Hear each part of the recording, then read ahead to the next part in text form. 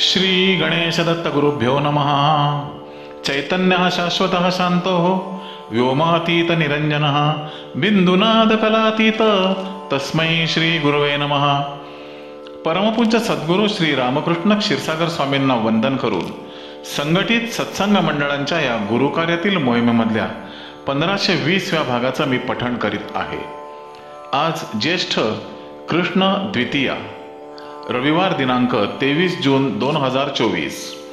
उपदेशामृत संग्रह भाग 6 या ग्रंथातील भगवान श्री दत्तात्रेय सत्संग मंडळ मुंबई बैठक क्रमांक 145 दिनांक 15/2/1992 परमपूज्य महाराजांनी जानेवारी 1992 मधील मुंबई वास्तव्यात भक्तांशी केलेले हितगुज।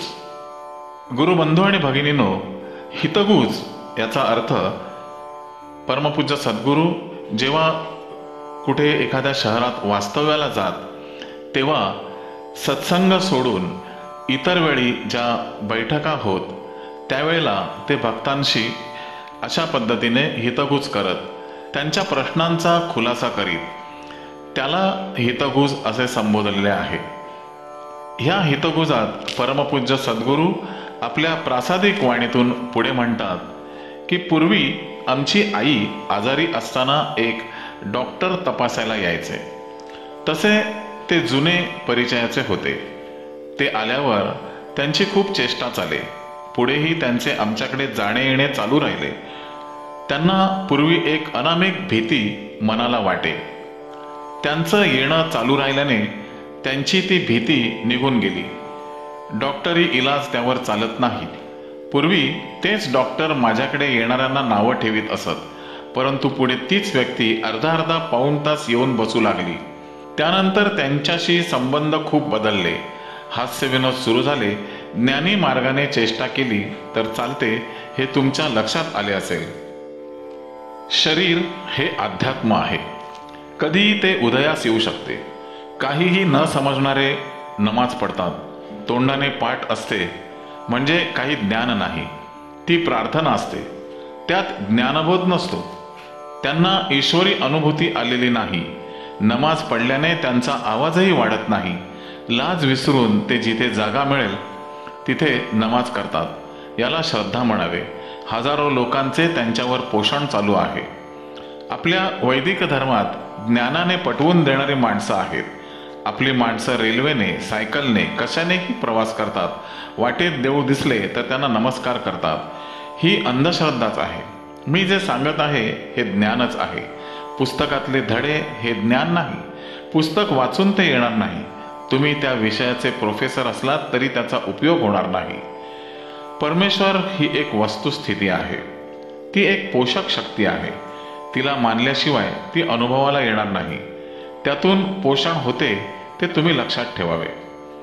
हल्ली समाजात देहदानाची चर्चा असते।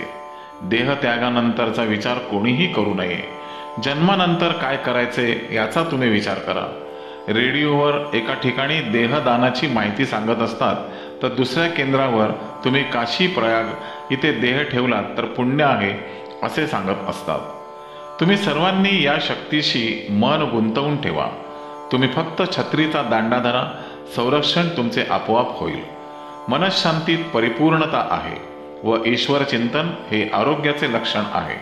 स्त्री पुरुषांनी जप हा केलाच पाहिजे। प्राणायाम होऊन शक्ती वाढते। जोपर्यंत मनुष्य भाविक आहे तोपर्यंत त्याला विवेक राहतो, नाहीतर तो वेड्यासारखा वागतो।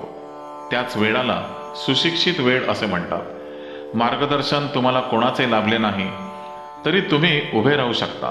मनाला फक्त भाविकपणाचा आधार असतो, नाहीतर केव्हाही विकार तुमच्या मनाला जडतात। म्हणून मन गुंतवून ठेवावे, भाविक ठेवावे।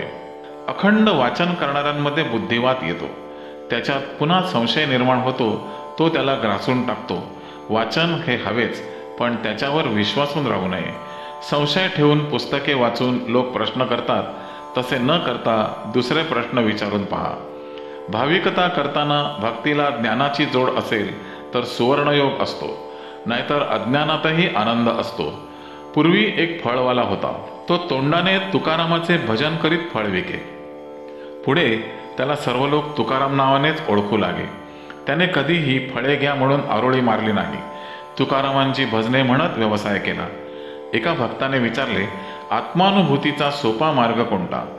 परमपूज्य महाराजांनी सांगितले, सोहमचा जप करा.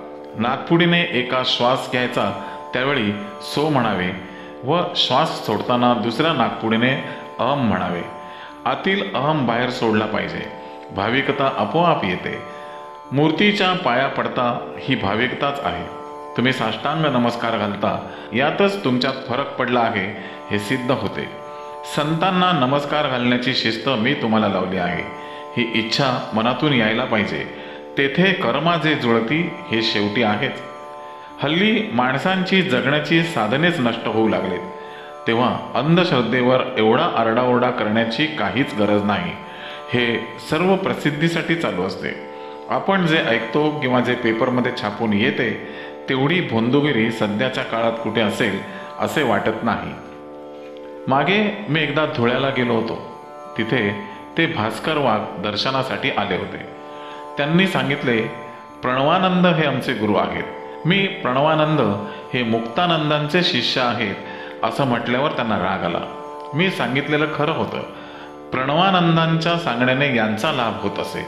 त्या भास्कर वाघाने आपल्या आश्रमास देण्यासाठी 1,00,000 रुपये आणले होते, परंतु त्यांना त्यांची पावती नको होती. हे मला आवडले नाही. एवढे पैसे घेतल्यावर पावती ही त्याला द्यायलाच पाहिजे. माझ्यासमोर आपली काही भक्त मंडळी त्यावेळी बरोबर होती. त्यांनी पावती नको म्हटल्यावर आपणही त्यांचे पैसे काही घेतले नाहीत. त्यावेळी भास्कर वाघ माझ्यावर खूप रागावला होता. पुढे तर भास्कर वाघ पकडला गेला. त्याची चौकशी सुरू झाली. काही दिवसांपूर्वी धुळ्याच्या DSPचे पत्र आले. त्यांनी पत्रात लिहिले होते की तुम्हाला भास्कर वाघाने काही देणगी दिली आहे का? त्याची पावती आहे का? त्याने 22 कोटी रुपयाचे प्रकरण केले आहे. हिंदुस्थानातील सर्व ट्रस्टना तशी पत्रे गेली आहेत. आश्चर्य म्हणजे ज्या धुळ्याचा DSPचे पत्र आले होते त्याचे नाव शिर्के आहे व तेही आपल्या भक्तांपैकीच आहेत. ते स्वतः पत्र पाठवल्यावर भेटायला आले. ते म्हणाले, तुमच्याकडे त्यांनी पैसे दिले नाहीत म्हणून बरे झाले. आपली पावती सापडली असती तर आणखी त्रास झाला असता.